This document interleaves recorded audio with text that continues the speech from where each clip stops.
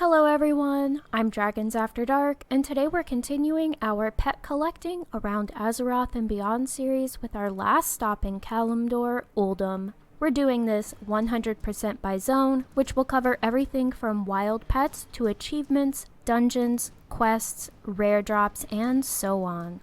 During the video, we'll be going over the locations of the pet, different skins, and suggested breeds. Keep in mind for the breeds, it's purely a suggestion on my part, but I will be giving a short explanation on why I'd choose that particular breed.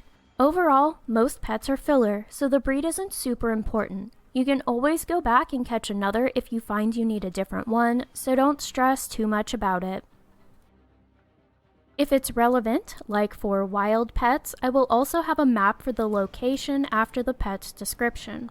Also, I will mention if a pet is cageable, so if you don't want to farm for it, you can just stop by your local auction house and grab one. Buckle up because this zone is absolutely packed with pets. Let's get started.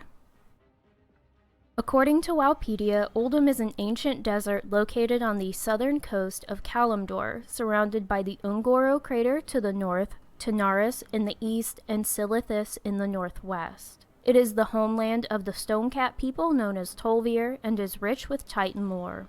The pet level for this zone is 23 to 24. There are two phases in Uldum, and the pets below will be predominantly found in the pre-Battle for Azeroth phase. They can be found on the backline and scattered during the current phase, but they will be easier to specifically find if you speak with Zydormi and make sure you're in the pre-BfA phase.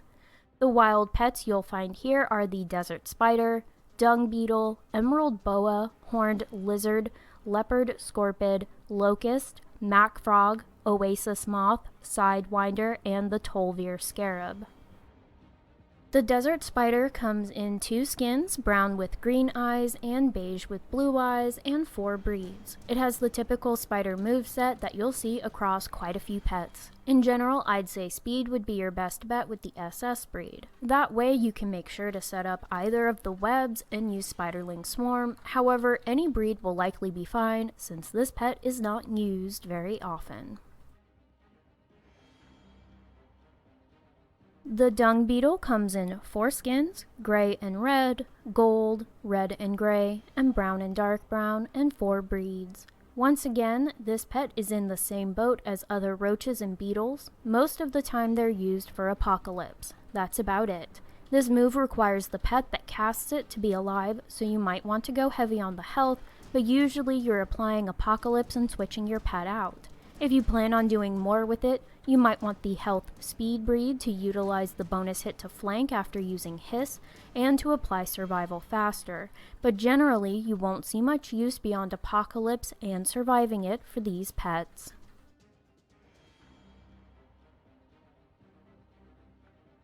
The emerald boa comes in 1 skin and 2 breeds. It has the typical snake moveset, so you can either go for the health speed if you need something faster in your roster for avoidance with burrow, or the health power if you want to use it to build vicious fang and use counter strike. The horned lizard comes in 2 skins, white with blue spikes and red with lime green stripes, and 3 breeds. Since the power and health stats don't vary too widely for this pet, you'll likely want to grab an SS. This will give you 341 speed, and if you need any more than that, you can always slot Screech. This will allow you to use Comeback or Ravage at times that will benefit your pet the most.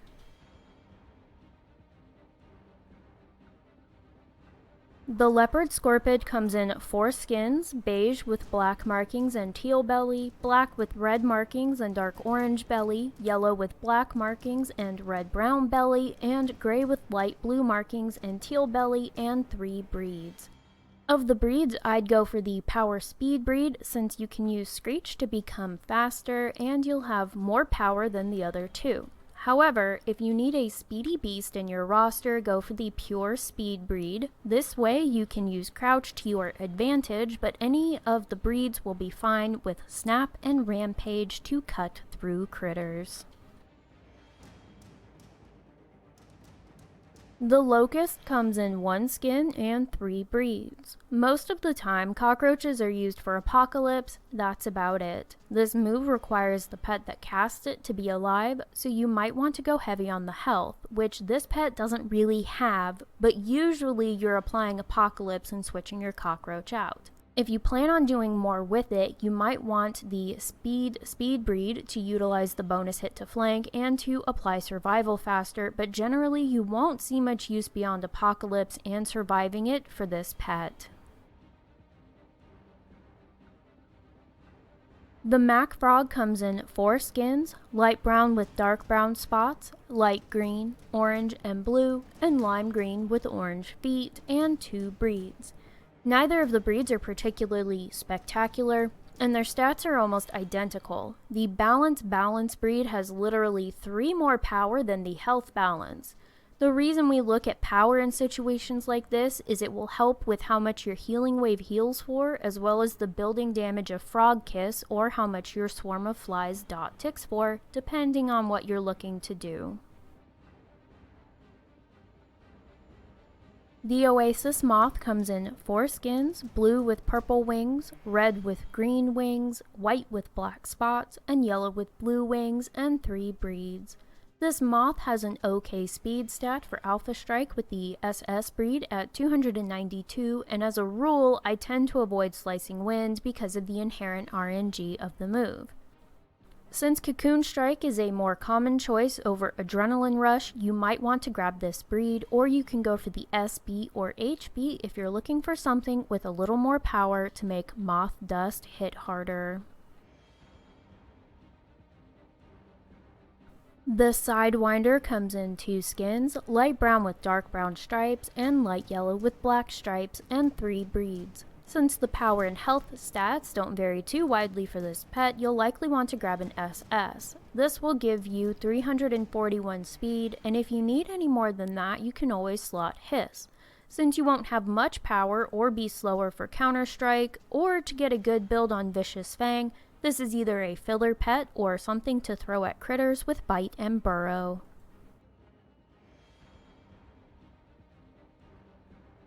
The Tolvier Scarab comes in the 1 skin you see here and 3 breeds. As with most beetles, what breed you want will depend on what you're trying to do with it. For Apocalypse, you'll want something with more health to make sure it survives to have the ability land, so you'd want an HH breed. If you want to use just about anything else, you'll want either a fast breed with the HS or power with the HB.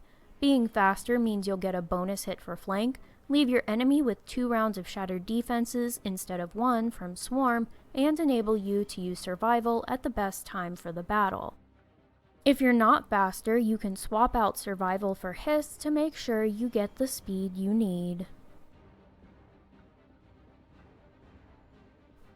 As I said, there are 2 phases to Uldum, and to catch the pets listed below, you will need to visit Zydormi and make sure the zone is in the current phase. Both pets can only be found in Uldum, Oasis Void Duster and the Void Scarred Locust.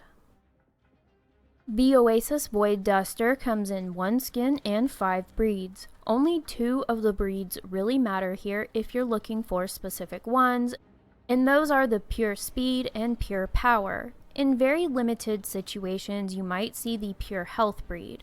If you're looking to hit hard with Focused Beam and Void Nova, grab the Power breed. If you need something that can effectively utilize the avoidance ability Dust Cloud, go for the Speed breed.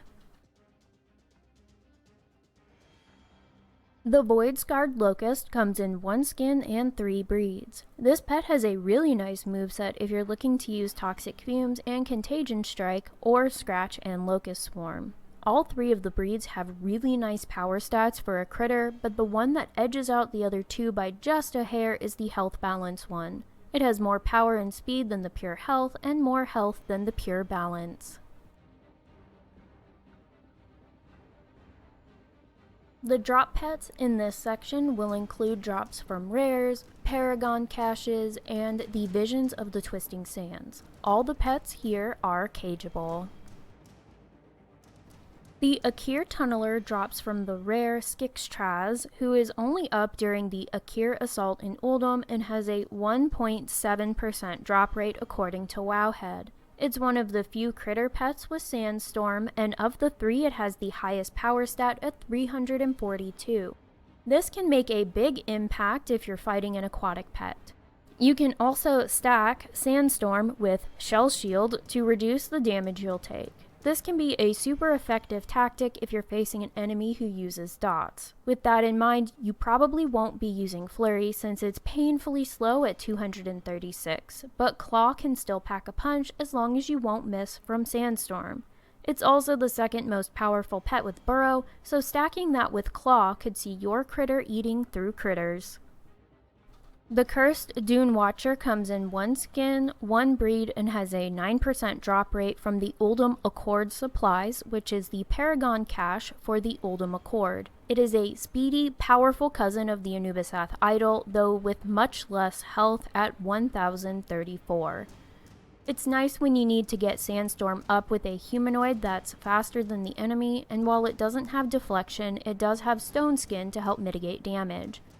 Its slot 1 abilities are slightly better than the Idol since it has Punch, which is a better version of Crush in my opinion since it does flat instead of variable damage, but also has Stone Shot if you're going against a beast or mechanical enemy. It does have the same pitfall as the Idol in that it doesn't have a hit chance modifier to counter the hit chance reduction of Sandstorm. Rot Breath comes in 1 skin, 1 breed, and has a 2% drop rate from the rare Lord Ajkarai, who is only up during the Akir Assault in Uldum. In addition to this, it seems to have a longer rare timer than usual in the 2 to 2.5 hour range. I really like Rot Breath because even though it doesn't have a lot of health or speed, it has 344 power, Acid Rain, and Dreadful Breath. Combine that with the fact that once it gets below 50%, its damage increases by 25% because of the beast racial. This pet has a chance to absolutely eat through a team. It can also be used with Toxic Fumes and Contagion Strike for equally devastating effect. The Void-Scarred Beetle drops from the Vision of the Twisting Sands. Visions of the Twisting Sands are smaller versions of the horrific visions and can only be accessed when a zone is experiencing an Enzoth invasion. This means it will alternate between Uldum and the Vale of Eternal Blossoms. You'll also need to complete the Return of the Black Prince quest chain through Descending into Madness to have access to it. The Void-Scarred Beetle comes in 1 skin and 1 breed, and the item that teaches the pet, Void Cocoon, has anywhere from a 0.9 to 2% drop rate. It's marked as medium use for the number of strategies it's used in, which probably has to do with it having the ability Void Crash, which is similar to Elementium Bolt or Ice Tomb. It has a decent power stat for a critter, but its health and speed are so-so. The Wicked Lurker comes in 1 skin, 1 breed, and is one of the examples we have of stacked RNG for pet collecting. You need Enzoth to be assaulting the Vale, you need the bonus objective called the Pyre of the Amalgamated One to be up, which in turn will spawn the rare Amalgamation of Flesh, who has a 2% chance to drop the pet.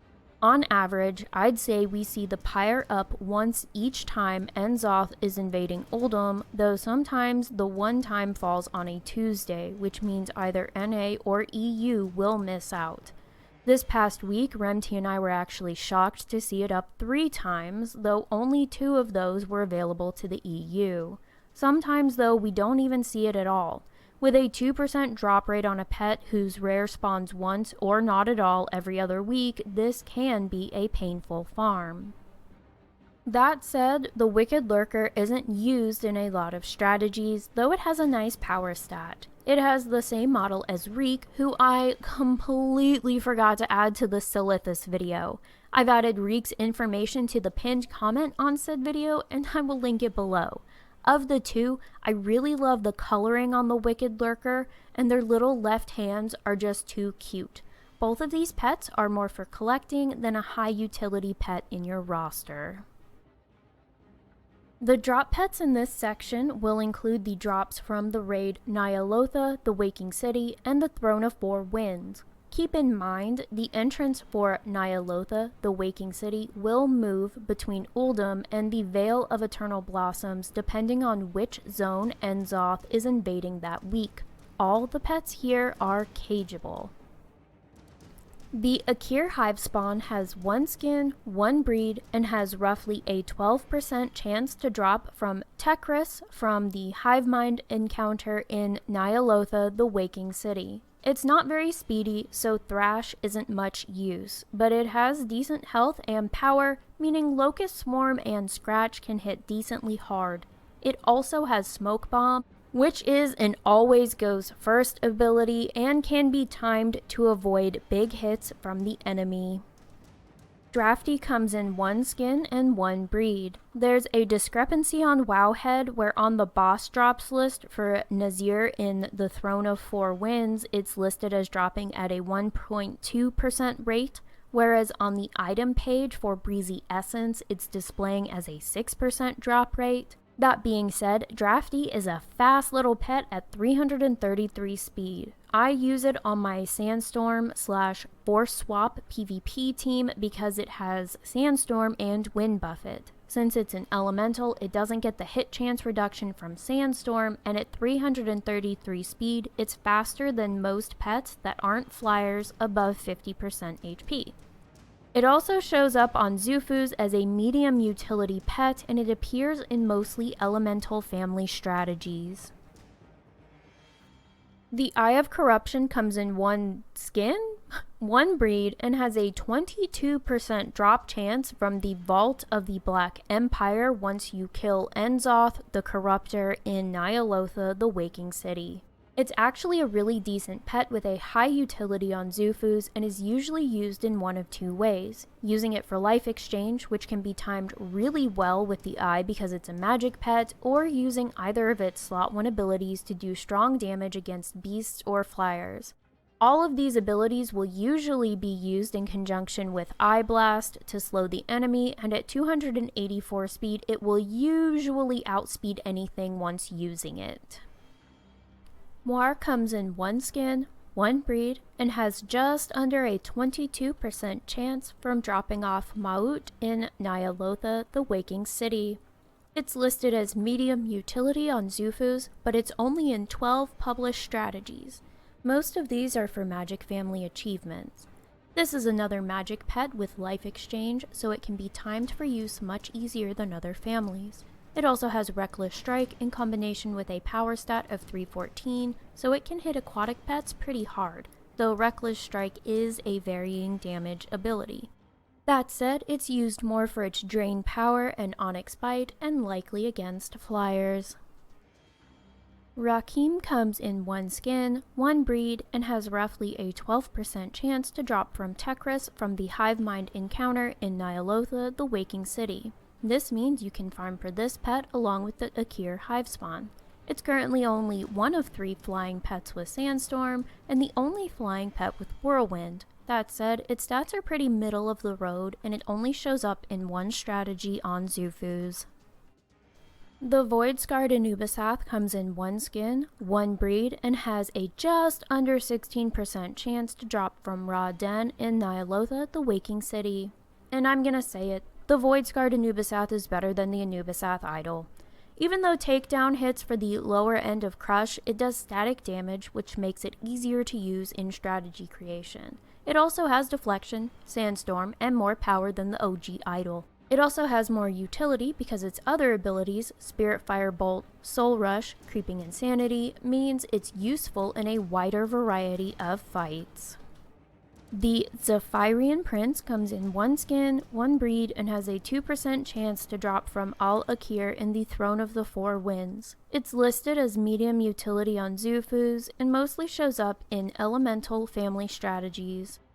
The combination of Call Lightning and Wild Winds, plus its above average speed and power, can make for a nice 1-2 combo. You can also throw in a Wind Buffet if you want to force swap the pet, which is always nice if you're faster because it can keep the enemy from being able to use an attack that round. The pets that drop from the Throne of the Four Winds, Drafty, and the Zephyrian Prince are part of the collecting achievement Raiding with Leashes 5 Cuticlism, which rewards the Amalgam of Destruction battle pet. Because this is an achievement pet, it is not cageable. You do not have to personally loot these pets to get credit for the achievements. Pets purchased from the auction house count as well. There are 3 pets in Uldum that are connected to professions, and they are all cageable. The Crawling Claw is part of the currently obsolete archaeology profession. Walquin tells us how we can farm for this pet if buying one isn't an option. There are 2 ways to farm Tolvir fragments, finding them at archaeology dig sites in Uldum or exchanging restored artifacts for crates of Tolvir archaeology fragments from Bran Bronzebeard. Speed-wise, both ways take roughly the same amount of time to farm. Farming fragments in Uldum is a gamble as the dig sites share spawns with all other Kalimdor dig site spawns, of which there are only 4 at any one time, which spawn randomly when one dig site is finished. Depending on your luck, this can be incredibly fast or incredibly slow. The second method involves completing dig sites around Pandaria. Common artifacts found in Pandaria can be packaged up into a restored artifact and exchanged for Tolvir fragments. Each crate, however, only gives the same amount as a single dig from a dig site. You will likely achieve almost all of the Pandaria archaeology achievements in the process, which is the benefit of doing it this way. Fragments per hour are far more consistent too. The Crawling Claw has 1 skin and 1 breed and is pretty powerful. It appears that most people use it for Curse of Doom, Agony, then force swapping Death Grip, so the pet with Curse of Doom will hopefully die on the backline. The Elementium Geode has 1 skin, 1 breed, and can be mined from Elementium Vein and Rich Elementium Vein with a 1 in 2000 chance. It shares the exact same moveset with the wild pet, the Crimson Geode, but can be a little easier to make strategies with because it only comes in 1 breed. Either way, these geodes can pack a punch using Crystal Overload or Amplify Magic in combination with Stone Rush or Elementium Bolt with feedback. It's listed as having medium utility on Zufus and shows up in mostly Elemental family strategies. Gloop comes in 1 skin, 1 breed, and is a drop from pools of Aberrant Voidfins and Malformed Gnashers. Reports on Wowhead state the assault doesn't matter and you don't need to be within the purple assault ring, you just need to fish from either one of the mentioned pools. I've seen numbers anywhere from 80 to 400 plus casts to see the drop, but considering its hefty price tag on the AH, you might want to pull out your fishing gear. It's tagged as low use on Zufus, showing up in only a handful of strategies. It can be useful against flyers with Ooze Touch or Dragonkin with Contagion Strike in combination with Acidic Goo, or Creeping Ooze if you're fighting an elemental. The Pygmy Camel can be found on Provisioner Korra in the seat of Ramkahen. To purchase the camel, you will need to be revered with the Uldum Accord, and it will cost you 300 polished pet charms. This pet is cageable. The Pygmy Camel comes in 1 skin and 1 breed, and it's listed as low use on Zufus. Actually, 4 of the currently 7 strategies that use it were by me when I created updated ones for some of the Falcasaur Team Rumble fights. It's currently the only beast pet with Whirlpool and can put enemies to sleep with Food Coma. If the next enemy in line is an elemental, you can put down Whirlpool, put the active enemy to sleep as long as it's not a critter, then Water Jet a couple times to take the elemental out. The Shadowbarb Hatchling is a reward as part of a quest chain, combined with hatching it through a progression of daily quests. These dailies and quests are attached to the assaults, needing specific ones to be up depending on where you are in the chain. This pet is like the Falcasaurs from Legion in that there is a mount connected with the pet.